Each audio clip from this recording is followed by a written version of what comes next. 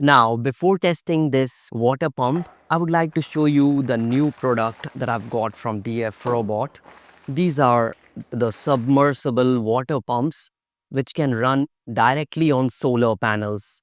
This is the pipe, and these are the DC wires for the DC voltage input. And here we have the specifications. You see 4.5 volts to 12 volts DC and zero 0.5 to 5 watts of power solar DC water pump. So let's test it and compare the power consumption and water throw of this mini pump with mine. And remember that this pump, although you might see this big DC motor going to run this pump, but the pump area is very small. It is of the smallest DC motor that I had, and I wanted to use this one because it is really common and most of you can salvage it at home and try this project successfully.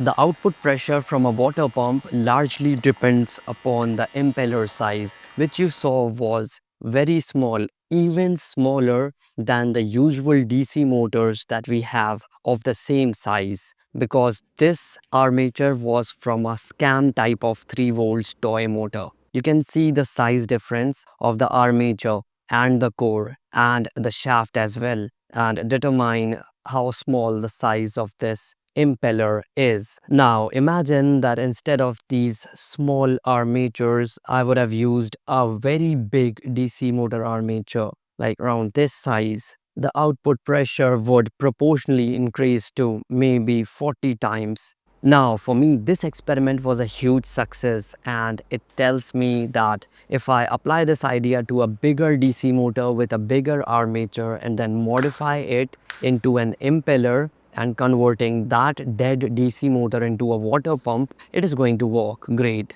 but probably in some other video. So I've set the power supply at 12 volts 5 amperes, and below is the power, which we will see afterwards when I turn it on. Blue is negative and brown is positive. We have to be careful with the polarity. And now it is time to turn it on. And please note that I'm going to run it at its full potential. 12 volts is the maximum input. And go. So this is the water pressure that we are getting with this one. You can see that it is much better than the one that I had made, and probably because of the impeller size and other efficiencies, I was limited to using the components provided from the discarded parts of that DC motor. And here the pipe also helps. So you can see that this submersible water pump is much better, and you can go and buy this from the link provided in the description.